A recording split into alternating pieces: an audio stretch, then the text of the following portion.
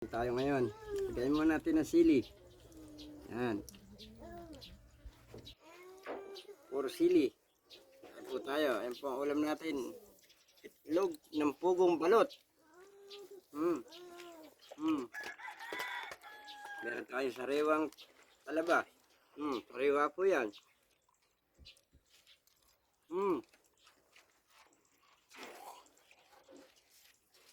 Ito po ang calamares nating ulam. Malambot.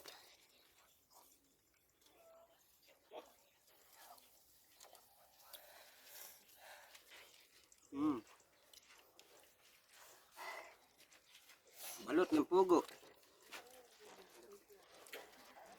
Sarap pala ang sariwan talaba.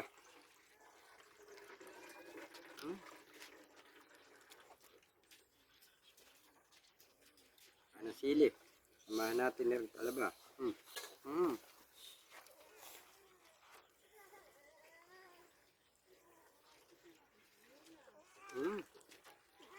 Sarap.